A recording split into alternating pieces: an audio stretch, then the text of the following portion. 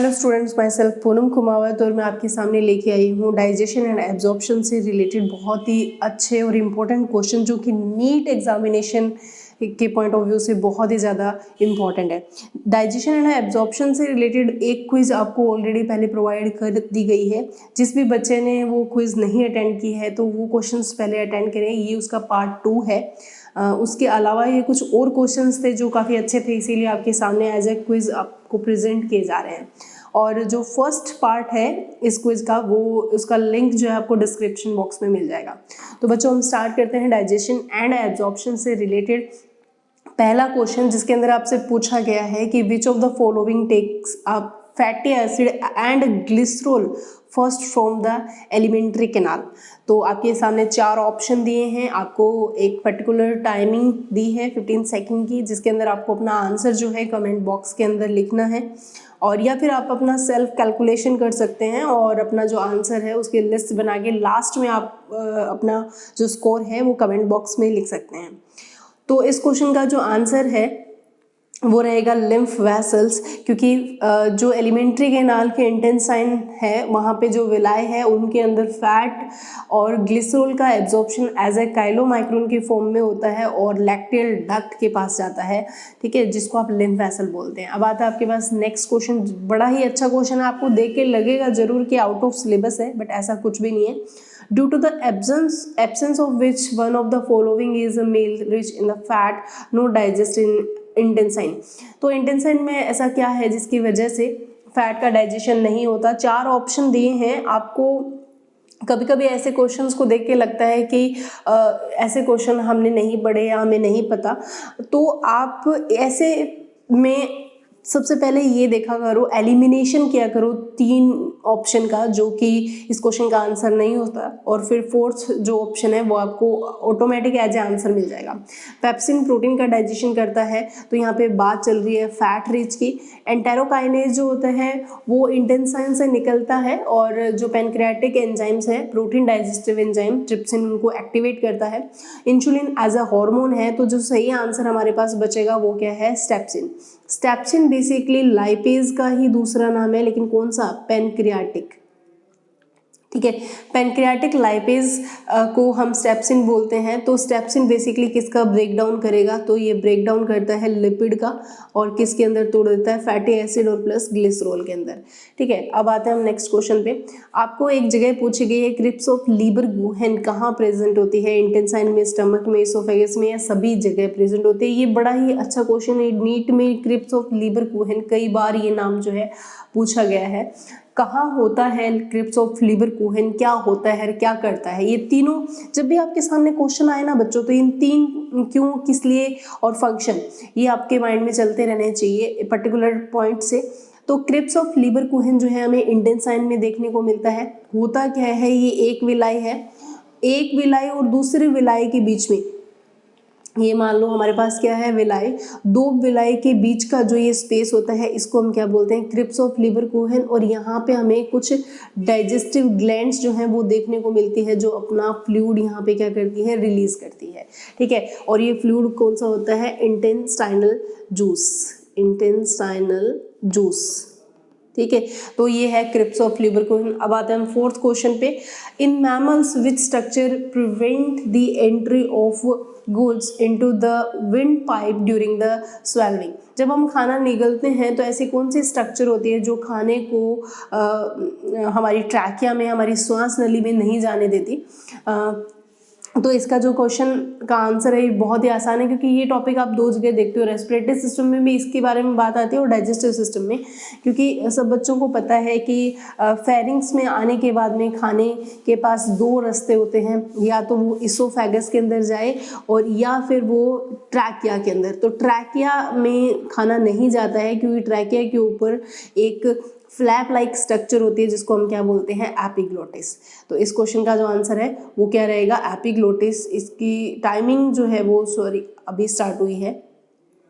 तो ये जो क्वेश्चन है वो रहेगा एपिग्लोटिस, इसका सही आंसर है, ठीक है। तो अब हम लोग आते हैं, क्योंकि एपिग्लोटिस जो है ना वो कवर कर देता है ट्रैकिया को, ताकि खाना जो है वो फिर किस में चला जाए, इसोफेगस के अंदर चला जाए। इसके साथ ही हम आते हैं नेक्स्ट क्वेश्चन पे। नेक्स्ट क्वेश्चन ये पूछ रहा है कि जो स्टमक की इनर लाइनिंग होती है उसकी एपिथेलियम कैसी होती है, which epithelium form the inner lining of stomach wall. और 4 ऑप्शन आपके सामने है, क्यूबोइडल है, सिलिएटेड है, स्क्वेमस है या कॉलुमनर है। आपके पास आपको ना नीट एग्जामिनेशन के ड्यूरेशन में आपको एक चीज़ को बहुत अच्छे से मैनेज करना पड़ेगा, वो है आपका टाइम। ठीक है, टाइम के साथ आपका अगर नॉलेज दोनों बहुत अच्छे से मैनेज हो जाते हैं तो आपके नेगेटिव मार्किंग के चांसेस जो है वो बहुत ही कम होते हैं। और इसका सही आंसर है कॉलुमनर।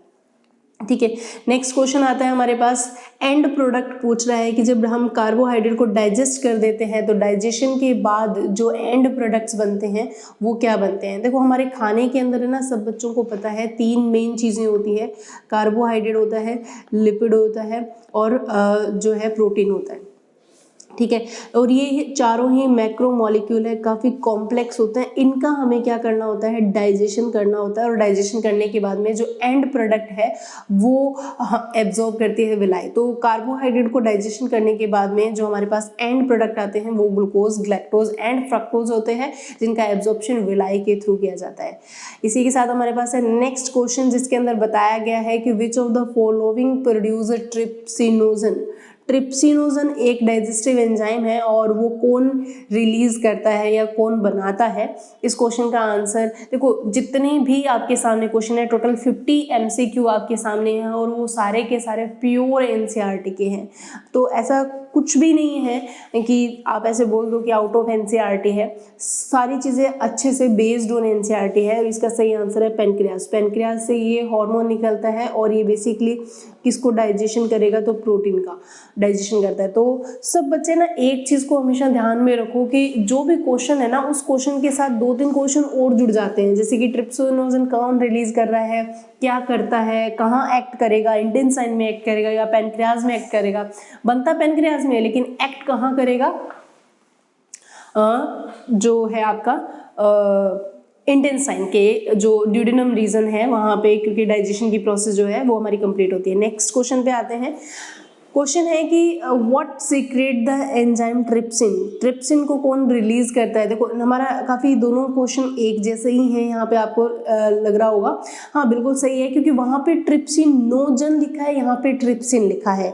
तो अक्सर बच्चों को नहीं समझ में आता कि ट्रिप्सिन पेनक्रियाज से रिलीज हो रहा था या ट्रिप्सिनोजन जो है वो पेनक्रियाज से रिलीज हो रहा था। तो ये दोनों क्वेश्चन इसीलिए रखे गए हैं कि आपको क्वेश्चन का फॉर्म जो है ना वो कैसा भी मिल सकता है। दोनों का ही आंसर क्या है, पेनक्रियाज है। होता क्या है, ट्रिप्सिनोजन जो होता है ना वो इनएक्टिव फॉर्म है, एक्टिव फॉर्म को बोला जाता है। और इसको एक्टिव जो फॉर्म होती है उसको हम क्या बोलते हैं, ट्रिप्सिन। और ये होती है इस एंजाइम की एक्टिव फॉर्म। ठीक है, तो इसीलिए आपको ये दोनों क्वेश्चन रखे गए हैं। अब आते हैं हमारे पास next question, what is destroyed by the lysozyme which is present the pre-respiration saliva and tear। ठीक है, तो आपसे पूछा गया है कि जो लाइसोजाइम होता है वो किसको डिस्ट्रॉय करता है, जो हमें रेस्पिरेटरी ट्रैक में भी और हमारे डाइजेस्टिव ट्रैक में भी और हमारे टीयर के अंदर भी देखने को मिलता है। लाइसोजाइम एक बहुत ही इंपॉर्टेंट एंजाइम है, इसकी प्रेजेंस जो है वो हमारे इस रेस्पिरेटरी ट्रैक में भी देखने को मिलती है। तो ये बेसिकली बैक्टीरिया को डिस्ट्रॉय करता है, उसकी जो सेल वॉल होते हैं ना बच्चों, उसको ये क्या कर देता है, ब्रेक कर देता है। इसी के साथ हम आते हैं नेक्स्ट क्वेश्चन पे, water can be consumed by the mammal and also obtained from what. ठीक है, तो हमारे सामने है कि हम सबसे ज़्यादा वाटर जो है वो मैमल कंज्यूम करते हैं और ये हमें कहाँ से मिलेगा। तो आपके सामने 4 ऑप्शन दिए हुए हैं। ठीक है, क्योंकि डाइजेशन की बात चल रही है तो ऑब्वियसली कुछ ऐसे फूड प्रोडक्ट होते हैं जिनको जब हम डाइजेस्ट करते हैं तो वहाँ से हमें वाटर मॉलिक्यूल का बेनिफिट होता है। तो बेसिकली जब हम ग्लूकोज का ऑक्सीडेशन करते हैं, ग्लूकोज को कंप्लीट डाइजेशन करते हैं तो हमें काफ़ी मॉलिक्यूल जो है वो वाटर के भी मिलते हैं। ठीक है, तो ये एक अच्छा क्वेश्चन है, क्योंकि ये एक क्वेश्चन है ना, इसको आप ना तो डाइजेशन का पार्ट बोल सकते हैं, ना सेलुलर रेस्पिरेशन का पार्ट बोल सकते हैं। ठीक है, क्योंकि सेलुलर रेस्पिरेशन में आप कंप्लीट ग्लूकोज का ऑक्सीडेशन देखते हैं, जिसमें ग्लाइकोलाइसिस, क्रैब साइकिल और एटीएस चलता है। वहाँ पे वाटर मॉलिक्यूल जो है वो रिमूव होते हैं, वो जो कि हमें इस पूरी प्रोसेस के दौरान मिलते हैं।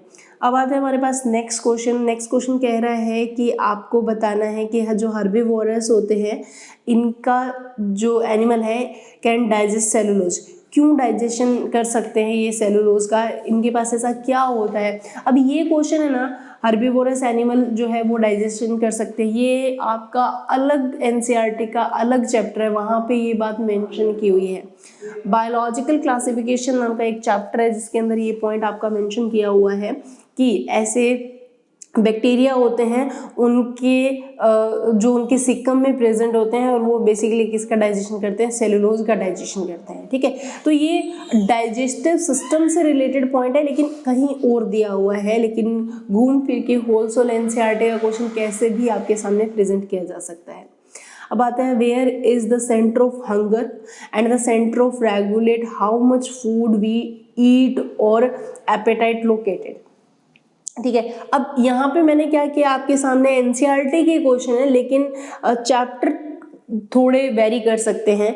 हमारी जो भूख है उसका जो सेंटर है वो कौन रेगुलेट करता है। देखो, बात चल रही है ये हमारी एलिमेंट्री कैनाल से रिलेटेड, लेकिन इसका आंसर है ना जो बहुत ध्यान से सोच समझ के आप देना, क्योंकि यहाँ पे हाइपोथैलेमस जो है वो सही आंसर जाएगा।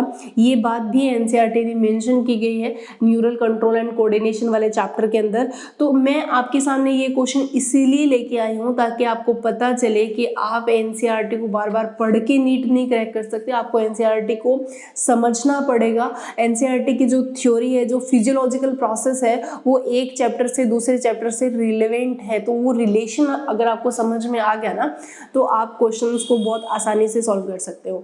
अब नेक्स्ट क्वेश्चन है आपके पास, where the lymph vessel called lacteal, lacteal कहाँ बोला जाता है। ये काफी बार क्वेश्चन आता है, एनसीईआरटी ने एज इट इज ये लाइन दी हुई है, मेमोरी ग्लैंड में, पैनक्रियाज में, म्यूकोसा ऑफ इंटेस्टाइन में, या विलाई ऑफ इलियम। तो बेसिकली लैक्टियल वर्ड जो है लिम्फ वेसल, यानी कि लैक्टियल बेसिकली लिम्फ कैपिलरी को बोला जाता है। तो इसका जो सही आंसर है वो है विलाई। विलाई के अंदर अगर ये डायग्राम आपके सामने दिया हुआ है, तो विलाई जो है, ये विलाई है, इसके ऊपर माइक्रो विलाई इस तरीके से एसोसिएटेड होती है। ठीक है, ये विलाई और माइक्रो विलाई है, ये क्या है, माइक्रो विलाई। ठीक है, और इसके अंदर यहाँ पे हमें क्या मिलेगी, ब्लड वेसल, और बीच में क्या मिलेगी, लैक्टियल डक्ट। ये हमारे पास क्या है, लैक्टियल डक्ट, जिसको हम लिम्फ कैपिलरी बोलते हैं, जो फैट एब्जॉर्प्शन में बहुत ही इंपॉर्टेंट रोल प्ले करते हैं। इसी के साथ हम आते हैं नेक्स्ट क्वेश्चन पे। पाइलोरस एक एलिमेंट्री कैनाल का पार्ट है, और ये कहाँ लोकेटेड होता है, पाइलोरस। इलियम और रेक्टम के बीच में, ड्यूडेनम और इलियम के बीच में, स्टमक और ड्यूडेनम के बीच में, या फिर इसोफेगस एंड स्टमक। पाइलोरस एक एलिमेंट्री कैनाल का जो पार्ट है वो आपको बताना है कहाँ पाया जाता है। तो पाइलोरस जो है वो बेसिकली पाया जाता है स्टमक और ड्यूडेनम के बीच में, क्योंकि स्टमक के अगर आप स्ट्रक्चर देखोगे तो इस तरीके का ये वाला पार्ट जो है वो क्या है, पाइलोरस है, और फिर सी शेप या यू शेप पार्ट जो है हमारे पास क्या होता है, ड्यूडेनम। तो ये स्टमक का जो पार्ट होता है पाइलोरस। अब आता है next question, essentially the meaning of the word digestion. Digestion का मतलब क्या है, ये बड़ा ही अच्छा क्वेश्चन है, क्योंकि ओवर कॉन्फिडेंस जो है ना तुम लोगों को ले बैठेगा। एनसीईआरटी में डाइजेशन के बारे में बताया है कि डाइजेशन का मतलब बर्निंग ऑफ फूड है, या ऑक्सीडेशन है, या हाइड्रोलाइसिस ऑफ फूड है, या ब्रेक डाउन ऑफ फूड है। चारों के चारों ऑप्शन काफ़ी सिमिलर है, लेकिन आपका दिमाग है यहाँ पे जो आपको सही ऑप्शन की तरफ लेके जाएगा। बेसिकली डाइजेशन जो हमारे पास केमिकल भी होता है और मैकेनिकल भी होता है। केमिकल के लिए जो डाइजेस्टिव एंजाइम है वो सारे हाइड्रोलाइटिक एंजाइम्स है, इसीलिए डाइजेशन का एग्जैक्टली मीनिंग होता है खाने का वाटर की प्रेजेंस में तोड़ना with the help of enzyme, that is a hydrolytic enzyme. Next question आता है हमारे पास, where the parotid salivary gland present. आपको यहाँ पे सेलेवरी ग्लैंड आपको पता है 3 पेयर में है, बक्कल कैविटी के बाहर होती है, लेकिन इसका जो सिक्रीशन है सलाइवा वो बक्कल कैविटी के अंदर खुलता है। यहाँ पे पैरोटिड ग्लैंड की लोकेशन आपसे पूछी गई है कि वो कहाँ पाई जाती है। तो अलग अलग जगह आपके सामने 4 ऑप्शन दिए हैं, आप सही आंसर यहाँ पे मार्क कीजिए कि क्या इसका सही आंसर रहेगा। ये हमारी बिलो द चिक्स एनसीईआरटी का स्टेटमेंट है, एनसीईआरटी में पैरोटिड ग्लैंड की जो है वो लोकेशन मेंशन की है। अब आते हैं हम नेक्स्ट क्वेश्चन पे। नेक्स्ट क्वेश्चन आपको यूँ बोल रहा है कि what is the likely to happen if the some reason the parietal cell of the gut epithelium become partially not functional. तो क्या होगा, पैराइटल सेल हमारे स्टमक में पाई जाती है और अगर वो फंक्शनल नहीं होगी, वो काम नहीं करेंगी तो क्या होगा। देखो हमारे ना एनसीईआरटी में डाइजेस्टिव सिस्टम 2 पार्ट से मिलके बना है, एक होता है एलिमेंट्री कैनाल और एक होता है डाइजेस्टिव ग्लैंड। और डाइजेस्टिव ग्लैंड, कुछ डाइजेस्टिव ग्लैंड एलिमेंट्री कैनाल के अंदर है तो कुछ उससे एसोसिएटेड है। एसोसिएटेड में आप सेलिवरी ग्लैंड रखते हो, लिवर और पैनक्रियाज रखते हो, लेकिन पैराइटल ग्लैंड जो है वो गैस्ट्रिक ग्लैंड है, स्टमक की ग्लैंड है। और अगर ये नहीं होगी तो प्रोटीन डाइजेस्ट नहीं होगा, क्योंकि ये सेल जो होती है वो पेप्सिन नाम के एंजाइम को रिलीज करती है जो प्रोटीन को प्रोटियोज और पेप्टाइड में तोड़ता है। नेक्स्ट क्वेश्चन आपके सामने है कि हमारी जो टंग है वो ओरल कैविटी के फ्लोर से कैसे चिपकी हुई होती है।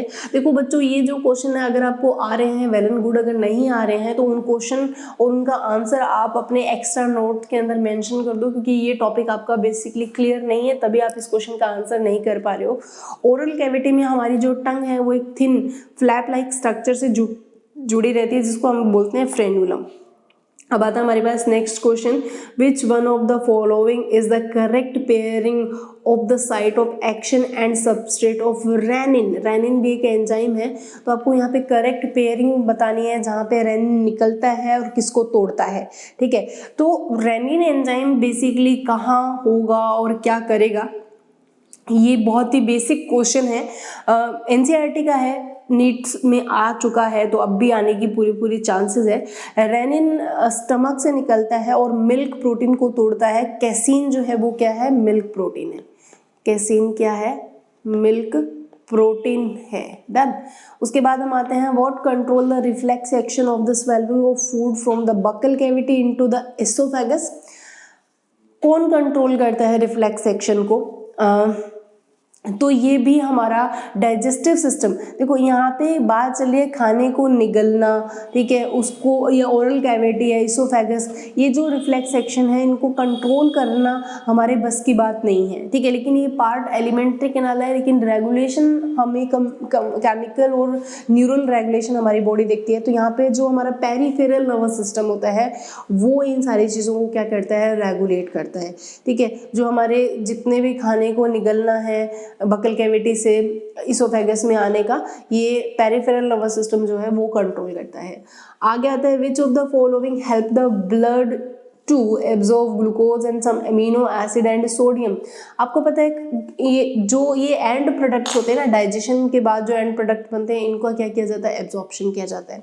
एब्जॉर्प्शन कौन करेगी, विलाई करेगी। और विलाई कैसे करेगी, सिंपल डिफ्यूजन से करेगी, फैसिलिटेट करेगी या एक्टिव करेगी, या किस तरीके से डाइजेशन होता है और एब्जॉर्प्शन होता है।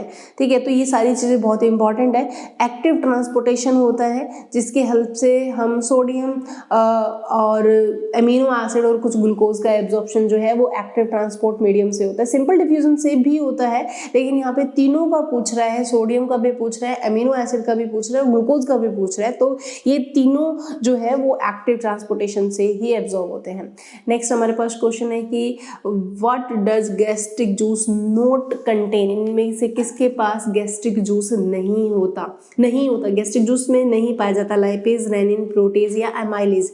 इनमें से ऐसा कौन सा एंजाइम है जो हमारे गैस्ट्रिक जूस में नहीं पाया जाता। आपको पर्टिकुलर कुछ सेकंड्स का टाइम दिया जा रहा है बच्चों, ताकि आपकी स्पीड जो है वो मेंटेन रहे और आप क्विकली आंसर देना सीखें, क्योंकि time management is a very very important. Amylase, जिसको आप सेलिवरी एमाइलेज या पैनक्रेटिक एमाइलेज, 2 एंजाइम एमाइलेज पढ़ते हो, तो ये हमारी बकल कैविटी में होता है और पैनक्रियाटिक जूस में होता है। लेकिन गैस्ट्रिक जूस के अंदर लाइपेज होता है, रेनिन होता है, प्रोटीज होते हैं, लेकिन एमाइलेज नहीं होता है। अब आते हैं हम नेक्स्ट क्वेश्चन पे। नेक्स्ट क्वेश्चन कह रहा है कि amino acid end product of protein digestion are absorb into the ileum, किसके थ्रू जो है अमीनो एसिड का एब्जॉर्प्शन होता है, क्योंकि देखो प्रोटीन जब टूटता है ना तो प्रोटीन का एंड प्रोडक्ट आता है अमीनो एसिड, उनको एब्जॉर्ब करेगी विलाई, ठीक है। इलियम का जो पार्ट होता है, इलियम वेलाई जो होती है वो मैक्सिमम एब्जॉर्प्शन शो करती है इलियम और जेजुनम की। तो बेसिकली आपसे ये पूछा गया है कि ये जो एंड प्रोडक्ट होते हैं प्रोटीन को, ये बेसिकली कैसे एब्जॉर्ब किए जाते हैं, तो विलाई एब्जॉर्ब करके इनको ब्लड कैपिलरी को देगी, जबकि फैट का एब्जॉर्प्शन जो है वो लैक्टेल्स के पास होता है विलाई की, ठीक है। अब आता है नेक्स्ट क्वेश्चन, गैस्ट्रिक जूस के पास इनमें से कौन से एंजाइम्स पाए जाते हैं, क्योंकि ये देखो आपके ना से टिप्स पे होना चाहिए आपको, gastric juice, saliva, pancreatic juice, ठीक है, इंटेस्टाइनल जूस, बाइल जूस, इनके अंदर क्या क्या सब्सटेंसेस होते हैं, ठीक है, कौन कौन से डाइजेस्टिव एंजाइम्स होते हैं, ये टिप्स पे आपको लर्न होने चाहिए, तभी आप इन क्वेश्चन के आंसर कुछ सेकंड्स के अंदर कर पाओगे। तो गैस्ट्रिक जूस के अंदर इनमें से कौन से एंजाइम्स होते हैं, तो पेप्सिन और रेनिन। रेनिन बेसिकली इन्फेंट्स के अंदर होता है, आपको पता हो, ठीक है, अडल्ट में नहीं पाया जाता, छोटे बच्चों में होता है रेनिन, क्योंकि ये मिल्क का डाइजेशन करता है। अब आता है हमारे पास next question, as digested lipid are absorbed by the lymphatics of the small intestine, they become milky. What are their lipoprotein droplets cold. देखो जब आप लिपिड का डाइजेशन करते हो लिम्फेटिक डक्ट में, स्मॉल इंटेस्टाइन में, तो वो मिल्की कलर में होती है, ठीक है। और वो जो ड्रॉपलेट्स होती है उनको क्या नाम दिया जाता है, जिनको यहाँ पे विलाई एब्जॉर्ब करेगी। एनसीईआरटी का स्टेटमेंट है, आप ऐसे घबराने की जरूरत नहीं है कि हमसे क्या पूछ लिया, ऐसा कुछ भी नहीं है। यहाँ पे आपको एक टर्म मिलती है एनसीईआरटी में, काइलोमाइक्रोन। काइलोमाइक्रोन जो होते हैं ना वो लाइपोप्रोटीन होते हैं, क्योंकि विलाई के अंदर अगर आपको ये पता हो तो इस तरीके से ये एंडोप्लाज्मिक रेटिकुलम में फैटी एसिड और ग्लिसरॉल जाते हैं, यहाँ से जब बाहर निकलते हैं तो प्रोटीन कोड पहन के बाहर निकलते हैं, ठीक है। और फिर ये किसके पास जाते हैं, ब्लड के पास, किसके पास जाते हैं, लिम्फेटिक वेसल, लैक्टियल डक्ट के पास जाते हैं। तो ये जो स्ट्रक्चर होती है ना, इसको हम क्या बोलते हैं, chylomicron. What does the hydrolysis of phospholipid yield? जब आप फोस्फोलिपिड को जब तोड़ते हो तो आपके सामने क्या निकलेगा। तो यहाँ पे कुछ हद तक आपका बायोमोलिक्यूल वाला चैप्टर है ना वो भी क्लियर होना चाहिए, क्योंकि ये जो मैक्रोमोलिक्यूल है, ये जो बायोमोलिक्यूल है, कार्बोहाइड्रेट, लिपिड, प्रोटीन, इनकी स्ट्रक्चर जो है वो आपके 9th चैप्टर के अंदर बताई गई है 11th क्लास के। तो ये चीज़ें अब देखो हाइड्रोलाइसिस मतलब टूटना है, तो टूटेगा तो कैसे टूटेगा, तो देखो एक तो उसके पास क्या होता है, ग्लिसरॉल होता है, और उनके पास क्या होता है, फैटी एसिड होते हैं, और एक उनके पास फॉस्फेरिक एसिड का ग्रुप लगा रहता है। तो ये जो स्ट्रक्चर है वो किसके, फोस्फोलिपिड। और जब ये टूटेगा ना, कौन तोड़ता है, तो लाइपेज आके टूट देगा, और लाइपेज तोड़ेगा तो इन तीनों को क्या कर देगा, अलग कर देगा। अब आता है next question, which of the following statement true, क्योंकि स्टेटमेंट वाइज क्वेश्चन भी एनसीईआरटी एनटी जो है वो बनाते हैं, तो आपको बताना है कि इनमें से ट्रू स्टेटमेंट क्या है। 4 स्टेटमेंट है, 3 गलत है, 1 सही है। तो आप ना जब भी ऐसे क्वेश्चन आए ना उनको मार्क कर लिया करो कि आपसे पूछा क्या जा रहा है, फोकसफुली आपसे क्या बात पूछी जा रही है, आपसे ये पूछा जा रहा है कि सही स्टेटमेंट क्या है। तो सही स्टेटमेंट ये है कि काइमोट्रिप्सिन कैन डाइजेस्ट कैसीन। देखो ये बात क्या है, कैसीन को डाइजेस्ट करने के लिए आपको पता है कि रेनिन रिस्पॉन्सिबल होता है, लेकिन दूध तो अडल्ट भी तो पीते हैं, ध्यान से समझो इस बात को। देखो इन्फेंट के अंदर कैसीन मिल्क प्रोटीन था, उसको तोड़ने के लिए कौन रिस्पॉन्सिबल था, रेनिन। लेकिन जैसे हम लोग अडल्ट में कन्वर्ट हुए तो रेनिन बनना स्टमक ने क्या कर दिया, बंद कर दिया। लेकिन दूध तो अडल्ट भी पीते हैं, उस ड्यूरेशन में फिर मिल्क के इस प्रोटीन को कौन डाइजेस्ट करता है। तो it's a very very important question, that is a chymotrypsin, जो कि पैनक्रियाटिक जूस से निकलने वाला एंजाइम है, ये फिर कैसीन का डाइजेशन करता है, ठीक है, इंटेस्टाइन में डाइजेशन होगा। नेक्स्ट क्वेश्चन है हमारे पास, what are protein coated small fat globules for absorption called. जो प्रोटीन कोट ओढ़े हुए फैट ग्लोब्यूल्स होते हैं इनको क्या बोला जाता है। अभी थोड़ी देर पहले हम लोगों ने डिस्कशन किया है इसके ऊपर कि प्रोटीन कोट पहन के जो ग्लिसरॉल और फैटी एसिड जो बाहर आते हैं और फिर लैक्टियल डक्ट में उनका एब्जॉर्प्शन होता है, that is a chylomicron.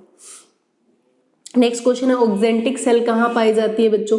Oxyntic cell parietal cell, ठीक है, ये सेल्स है, इनकी लोकेशन आपको पता होनी चाहिए। मैं पहले भी बता रही थी कि डाइजेस्टिव सिस्टम में जो डाइजेस्टिव ग्लैंड है वो इनसाइड द एलिमेंट्री कैनाल भी है और एसोसिएटेड भी है। एसोसिएटेड में लीवर, पेनक्रियाज और सैलिवरी ग्लैंड रखते हैं, और ये बाकी की जो ग्लैंड्स है वो एलिमेंट्री कैनाल के अंदर ही पाई जाती है, और गैस्ट्रिक ग्लैंड है और HCl का सिक्रीशन करती है। नेक्स्ट क्वेश्चन आता है एंटेरोकाइनेज एंजाइम। अक्सर बच्चे कंफ्यूज हो जाते हैं, एंटेरोकाइनेज एंजाइम क्या भला है, हार्मोन है या एंजाइम है। पहले तो इस बात पे कंफ्यूजन होती है, तो आपको ये क्लियर होना चाहिए कि ये एक एंजाइम है और कौन रिलीज करता है, क्या करता है। ये सारी बातें आपको बहुत स्पेसिफिक तरीके से पता होनी चाहिए, ठीक है। एक क्वेश्चन आपके लिए, सिर्फ एक क्वेश्चन नहीं, कई क्वेश्चन आपके दिमाग में क्रिएट करता है। तो एंटेरोकाइनेज जो है ना वो एक एंजाइम है, और ये बेसिकली पेनक्रियाटिक जूस में प्रोटीन डाइजेस्टिव एंजाइम जैसे कि ट्रिप्सिनोजन है उसको एक्टिवेट करके ट्रिप्सिन में कन्वर्ट करता है। अब आते हैं नेक्स्ट क्वेश्चन पे, hydrolysis by which one of the following enzyme produce only the glucose. तो आपको बताना है इनमें से कौन सा एंजाइम है जो कि ग्लूकोज बनाता है अपने एक्शन के दौरान, यानी कि जब वो हाइड्रोलाइज करता है तो एंड प्रोडक्ट की फॉर्म में सिर्फ और सिर्फ हमें क्या मिलता है, ग्लूकोज मिलता है, ठीक है। तो इस क्वेश्चन का सही आंसर हमारे पास क्या है, माल्टेज। माल्टेज जो है माल्टोज पे एक्ट करता है और उसका एंड प्रोडक्ट क्या बनता है, ग्लूकोज प्लस ग्लूकोज, ठीक है। लैक्टोज को जब आप तोड़ोगे ना, लैक्टेज तोड़ेगा तो क्या बनेगा, ग्लूकोज प्लस ग्लैक्टोज बनता है। तो end product only and only glucose maltase देता है। नेक्स्ट क्वेश्चन है हमारे पास, which induce the contraction of gall bladder. Contraction of gall bladder, gall bladder के कंट्रैक्शन के लिए कौन रिस्पॉन्सिबल है। देखो हमारे गट में भी कुछ ऐसी ग्लैंड्स प्रेजेंट होती हैं जो कि, या ऐसी सेल्स प्रेजेंट होती है जो कि ऐसे हॉर्मोन्स को रिलीज करती है, ठीक है। तो ये हमारे एलिमेंट्री कैनाल में से ही निकलते हैं हार्मोन, और एलिमेंट्री कैनाल पर ही एक्ट करते हैं। तो ये कुछ हार्मोन आपके एनसीईआरटी ने दे रखे हैं। Cholecystokinin that is a hormone जो कि गॉल ब्लैडर के कंट्रैक्शन के लिए रिस्पॉन्सिबल है। हाँ, ये बात सही है कि डाइजेशन एंड एब्जॉर्प्शन वाले चैप्टर में ये चीज मेंशन नहीं किया है, लेकिन जो आपके फिजियोलॉजी का लास्ट चैप्टर है ना, केमिकल कंट्रोल एंड कोऑर्डिनेशन, वहाँ पे पूरा का पूरा पैराग्राफ दिया हुआ है कि हमारी जीआईटी ट्रैक से भी कुछ हार्मोन्स निकलते हैं। Next question, along the following mark the true statement. अब यहाँ पे आपको क्या बताना है, ट्रू स्टेटमेंट। देखो जब भी आप पेपर दो ना तो यहाँ पे ऐसे मेंशन कर लिया करो कि आपको ट्रू बताना है या फॉल्स बताना है, करेक्ट बताना है या इनकरेक्ट बताना है, ताकि आपका ब्रेन जो है ना वो थोड़ा एक्टिव रहे और वो गलती ना करे कि सही बताना है या गलत बताना। अक्सर ऐसे क्वेश्चन में ना सिली मिस्टेक होने की चांसेस जो काफ़ी ज़्यादा रहते हैं। तो ट्रू स्टेटमेंट है कि ट्रिप्सिनोजन जो है वो इनएक्टिवेट एंजाइम है, और इसको एक्टिवेट कौन करता है, एंटेरोकाइनेज एक्टिवेट करता है। नेक्स्ट, ब्लड एब्जॉर्व करता है फ्रक्टोज को through the mucosa cell of the intestine by the process is called. यानी कि फ्रक्टोज का एब्जॉर्प्शन, सीधी बात आपसे पूछी गई है कि वो एक्टिवली एब्जॉर्ब होगा, फैसिलिटेटेड होगा, सिंपल डिफ्यूजन होगा, या को ट्रांसपोर्टेशन किसी आयन के साथ चिपक के जाएगा। तो ये सारा पैराग्राफ आपके एब्जॉर्प्शन वाले एनसीईआरटी के अंदर दिया हुआ है, जहाँ पे आपको सारी चीज़ों का एब्जॉर्प्शन बताया हुआ है। तो जो फ्रक्टोज है उसका फैसिलिटेटेड ट्रांसपोर्टेशन होता है, यानी कि एक स्पेसिफिक प्रोटीन पाए जाएंगे और वो प्रोटीन जो है वो उनके एब्जॉर्प्शन के लिए रिस्पॉन्सिबल होगा, लेकिन कोई भी एटीपी का यूज नहीं होगा। अब आता है next question, select the incorrect, यानी कि इसका मतलब 4 स्टेटमेंट्स में 3 स्टेटमेंट जो है वो सही है और एक स्टेटमेंट यहाँ पे क्या है, गलत है। आपको उस गलत स्टेटमेंट को आइडेंटिफाई करना है, आपको बताना है यहाँ पे कि इनकरेक्ट स्टेटमेंट कौन सा है। इसका मतलब 3 सही है और एक गलत है, ठीक है। वो गलत स्टेटमेंट को फटाफट से आपको आइडेंटिफाई करना है। और यहाँ पे जो गलत स्टेटमेंट वो ये लिखा हुआ है कि ब्रूनर ग्लैंड जो होती है सबम्यूकोसा ऑफ स्टमक में है एंड सिक्रेट करती है पेप्सिनोजन। बिल्कुल गलत बात है। ब्रूनर ग्लैंड एकमात्र ऐसी ग्लैंड है जो सबम्यूकोसा लेयर ऑफ इंटेस्टाइन के अंदर पाई जाती है, ना कि स्टमक में। आगे आता है कि what enzyme is not present in succus entericus. पहली बात तो बच्चे अक्सर इस बात पे कंफ्यूज हो जाते हैं कि ये सक्कस एंटेरिकस है क्या। देखो विलाई के बीच में जो स्पेस था उसको हम बोलते हैं क्रिप्स ऑफ लीबरकुहेन। वहाँ पे इंटेस्टाइनल ग्लैंड होती है और वो क्या करते हैं, इंटेस्टाइनल जूस को रिलीज करती है। उसी इंटेस्टाइनल जूस को क्या बोला जाता है, सक्कस एंटेरिकस। ठीक है, तो सक्कस एंटेरिकस में इसमें से क्या नहीं होगा, न्यूक्लियस नहीं होगा। ये नीट स्टैंडर्ड क्वेश्चन है। न्यूक्लियस जो आरएनए और डीएनए को तोड़ता है, ठीक है, ये एंजाइम आपको पैनक्रियाटिक जूस में देखने को मिलेगा। नेक्स्ट क्वेश्चन पे आते हैं, विच of the following secret gastric acid in the stomach. Gastric acid कौन रिलीज करता है, तो आपको पता है स्टमक के अंदर कुछ सेल्स होती हैं, गैस्ट्रिक ग्लैंड या गैस्ट्रिक सेल्स बोलते हैं, जो गैस्ट्रिक जूस का फॉर्मेशन करती है।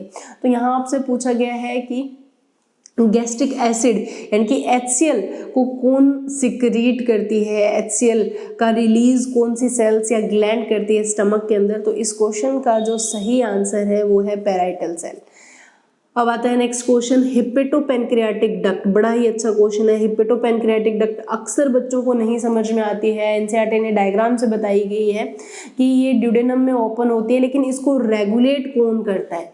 ये नीट का क्वेश्चन रह चुका है बच्चों, एनसीईआरटी में दिया हुआ है। हिपेटोपैनक्रियाटिक डक्ट जो कि हमारी बाइल जूस को लेके आती है, पैनक्रियाटिक डक्ट जो पैनक्रियाटिक जूस को लेके आती है, दोनों जब फ्यूज हो जाती है तो क्या बनता है, हिपेटोपैनक्रियाटिक डक्ट। और उसको रेगुलेट कौन करता है, sphincter of ODI.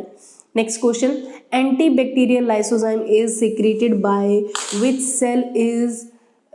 Cell in the crypts of Lieberkuhn. Lieberkuhn के अंदर इनमें से वो सेल आपको आइडेंटिफाई करनी है जो कि लाइसोजाइम को रिलीज करती है। मैंने आपको बताया था क्रिप्स ऑफ लीबरकुहेन दो विलाई के बीच में पाया जाने वाला वो स्पेस है। वहाँ पे बहुत सारी ग्लैंड्स होती हैं जो कि डाइजेस्टिव एंजाइम भी रिलीज करती है और साथ में एंटीबैक्टीरियल लाइसोजाइम एंजाइम रिलीज करती है। उस सेल का नाम पूछा जाए तो उसका आंसर आएगा पैनेथ सेल। पैनेथ सेल जो है क्रिप्स ऑफ लीबरकुहेन में पाई जाती है और जो लाइसोजाइम का रिलीज करती है। तो it's a very important question. Next question है हमारे पास, the enzyme composition of pancreatic juice is a best described by which of the following. आपको पैनक्रियाटिक जूस का कॉम्पोजिशन बताना है कि पैनक्रियाटिक जूस इनमें से किन से मिलकर बना होता है। एक छोटा सा पॉइंट है और आप एकदम से इस क्वेश्चन का आंसर निकाल सकते हो पैनक्रियाटिक जूस का, ठीक है। तो आपको इसका सही आंसर यानी कि हर एक जूस का कॉम्पोजिशन तो आपको पता होना जरूरी है, क्योंकि इन कॉम्पोजिशन पे क्वेश्चन प्रोबेबली आ जाते हैं। तो लाइपेज, एमाइलेज, ट्रिप्सिनोजन और प्रोकार्बोक्सीपेप्टाइडेज, ये एंजाइम हमें पैनक्रियाटिक जूस के अंदर देखने को मिलता है। अब हमारे पास आता है नेक्स्ट क्वेश्चन जिसमें लिखा है, which of the following secret A carbohydrate splitting enzyme. ठीक है, तो आपको बताना है कि कार्बोहाइड्रेट को तोड़ने वाला एंजाइम यहाँ पे कहाँ पाया जाएगा।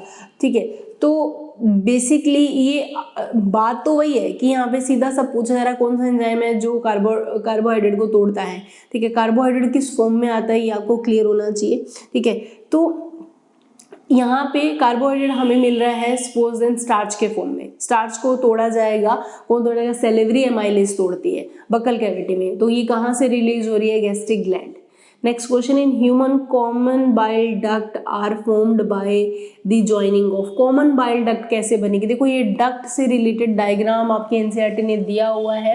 लीवर से जो डक्ट आ रही है वो हिपेटिक डक्ट होती है और जो गॉल ब्लैडर से डक्ट आती है वो सिस्टिक डक्ट होती है। तो ये पूछ रहा है कॉमन बाइल डक्ट कैसे बनेगी। तो हिपेटिक डक्ट जो कि लीवर से आ रही है और सिस्टिक डक्ट जो कि गॉल ब्लैडर से आ रही है, दोनों के फ्यूजन से कॉमन बाइल डक्ट बनेगी। और कॉमन बाइल डक्ट जब पैनक्रियाटिक डक्ट से मिल जाएगी तो क्या नाम दिया जाएगा, हिपेटोपैनक्रियाटिक डक्ट। गॉल ब्लैडर का कंट्रैक्शन कौन यहाँ पे कैसे होगा, तो ये भी क्वेश्चन अच्छा है। मैंने ये पहले भी हमारे सामने आया था क्वेश्चन, मैंने आपको बताया था कुछ ऐसे हार्मोन्स हैं जो कि एलिमेंट्री कैनाल से निकलते हैं और एलिमेंट्री कैनाल के पार्ट पे ही क्या करते हैं, रेगुलेट करते हैं। तो इसकी सारी इन्फॉर्मेशन आपको आपकी फिजियोलॉजी के लास्ट चैप्टर में मिलेगी। गॉल ब्लैडर के कंट्रैक्शन के लिए कोलिसिस्टोकाइनिन जो है वो रिस्पॉन्सिबल होता है। ब्रूनर ग्लैंड कहाँ प्रेजेंट होती है ये हम पहले भी पॉइंट डिस्कशन कर चुके हैं। देखो जितनी भी ग्लैंड है पूरी एलिमेंट्री कैनाल 4 लेयर से मिलके बनी होती है। सबसे बाहर सिरोसा होती है, फिर मस्क्यूलर होती है, फिर सब म्यूकोसा होती है और फिर सबसे अंदर वाली होती है म्यूकोसा। जितनी भी डाइजेस्टिव ग्लैंड जो एलिमेंट्री कैनाल में पाई जाती है वो सारी की सारी कहाँ मिलेगी आपको, म्यूकोसा में।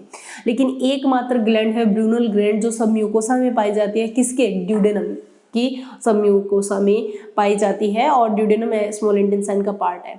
अब आता है हमारे पास next question, what cause milk to curdle in the small intestine. बहुत ही अच्छा सा क्वेश्चन है कि मिल्क को कर्ड लाइक स्ट्रक्चर में कौन कन्वर्ट करता है, लेकिन ये बात सिर्फ और सिर्फ इन्फेंट के लिए लागू होती है, ठीक है। छोटे बच्चों के अंदर जब दूध पीता है वो थोड़ी देर बाद में कर्ड लाइक स्ट्रक्चर जो है वो बाहर निकालता है, वो बेसिकली एक एंजाइमेटिक रिएक्शन का रिजल्ट होता है और ये एंजाइम सिर्फ इन्फेंट्स में मिलता है, स्टमक ऑफ इन्फेंट जिसका नाम है रेनिन।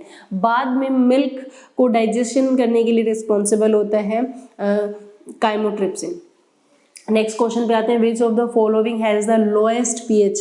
सबसे कम पीएच आपको यहाँ पे किसकी देखने को मिलेगी। बहुत ही कॉमन सा अच्छा सा प्यारा सा क्वेश्चन है, छोटे बच्चों को भी पता है ये क्वेश्चन, मुझे नहीं लगता कोई भी बच्चा गलत करके आएगा। सबसे कम पीएच आपको कहाँ मिलेगी, चार चीज़ें आपके सामने लिखी हुई है, बाइल, सलाइवा, गैस्ट्रिक जूस या पैनक्रियाटिक जूस। ये तो मतलब यहाँ पे तो जो आपको सेकंड्स मिल रहे हैं यही काफ़ी ज़्यादा हैं। गैस्ट्रिक जूस में HCl है और इस वजह से उसकी पीएच क्या हो जाती है, कम। नेक्स्ट क्वेश्चन आता है, in the digestion of what does the pancreatic juice play a important role. Play important role यानी कि ऐसा क्या है जिसको डाइजेशन में यहाँ पे पैनक्रियाटिक जूस बहुत ही इंपॉर्टेंट रोल प्ले करता है। चार ऑप्शन दिए हैं। ऑल्दो खाने में फूड के अंदर कार्बोहाइड्रेट, प्रोटीन और लिपिड ये सब पाया जाता है, लेकिन पैनक्रियाटिक जूस इनमें से सबसे इम्पॉर्टेंटली किसको तोड़ता है, तो प्रोटीन, कार्बोहाइड्रेट और फैट, तीनों मैक्रो मॉलिक्यूल को तोड़ने के लिए रिस्पॉन्सिबल है। इसके अलावा न्यूक्लिक एसिड भी पैनक्रियाटिक जूस से ब्रेक होते हैं। नेक्स्ट क्वेश्चन आता है, among the following which one is not a common disorder related to digestion. तो यहाँ पे डाइजेशन ट्रैक से रिलेटेड डिसऑर्डर्स भी आपके एनसीईआरटी ने मेंशन किए हैं, तो आपको ये डिसऑर्डर से रिलेटेड क्वेश्चन भी हो सकता है पूछा जाए। आपसे यहाँ पे बताना है कि ऐसा कौन सा नोट नहीं है, तो इस पॉइंट को थोड़ा मेंशन करते रहना कि यहाँ पे आपको वो डिसऑर्डर आइडेंटिफाई करना है, ठीक है। तो इसका जो सही आंसर है टिटनेस। टिटनेस जो है वो हमारे एलिमेंट्री कैनाल से या डाइजेस्टिव सिस्टम से एसोसिएटेड नहीं है, ये हमारे मस्कुलर से एसोसिएटेड है। कैल्शियम का लेवल जो है, टिटनेस जो बैक्टीरियल डिसऑर्डर है, ठीक है, और जो हमारी मसल्स के ऊपर रिएक्ट करता है। Next question, which of the following is a gland which is not associated with the alimentary canal. आपको बतानी है इनमें से कौन सी ग्लैंड है जो कि हमारी एलिमेंट्री कैनाल से एसोसिएटेड नहीं है। ग्लैंड पहचानी, मैंने आपको पहले भी बताया था कि कुछ ग्लैंड एलिमेंट्री कैनाल के अंदर होती है और कुछ उससे जुड़ी हुई होती है। तो उससे जुड़ी हुई हमारे पास 3 ग्लैंड है, पैनक्रियास, सैलिवरी और कौन से बसी, पैनक्रियास है, लिवर, ठीक है। तो नहीं है वो कौन सी है, एड्रिनल। एड्रिनल ग्लैंड जो है किडनी के ऊपर पाई जाती है। अब आते हैं हम इस क्विज के सबसे लास्ट क्वेश्चन पे, what is the present at the surface of epithelium of the intestine that absorb the food. कि जो इंटेस्टाइन की इनर लेयर है म्यूकोसा, उसके एपिथेलियम पे ऐसे कौन से स्ट्रक्चर पाए जाते हैं जो खाने को एब्जॉर्प्शन करने के लिए रिस्पॉन्सिबल होती है, ठीक है। ये थे आपके टोटल 50 MCQ, बहुत ही बेसिक MCQ थे, ये गलत नहीं होने चाहिए और इसका सही आंसर है वो माइक्रोविलाई, क्योंकि विलाई और माइक्रोविलाई एपिथेलियम सेल्स के ऊपर पाई जाती है ताकि एब्जॉर्प्शन जो है वो मैक्सिमम हो सके, ठीक है। तो बच्चों ये बहुत ही बेसिक क्वेश्चन थे। अगर ये क्वेश्चन 50 मतलब मेरे अकॉर्डिंग ये एक भी क्वेश्चन ऐसा नहीं था जो आपका गलत होना चाहिए, ठीक है। अगर आपको ये 50 की 50 MCQ आ रहे हैं, आपसे हो रहे हैं, दैट मीन आपका डाइजेस्टिव सिस्टम वाला जो चैप्टर है वो काफ़ी स्ट्रांगली आपने प्रिपेयर कर लिया है। तो इसी तरह की क्विज आपको टाइम टू टाइम मिलती रहेगी। आप जो नेक्स्ट क्विज रहेगी वो आपका next chapter breathing and gases exchange पे रहेगा। सो आप उस चैप्टर को कंटिन्यूटी के साथ पढ़ते रहिए और क्विज के लिए वेट करें, आपको बहुत जल्द वो प्रोवाइड की जाएगी। सो टेक केयर बच्चों, बाय बाय।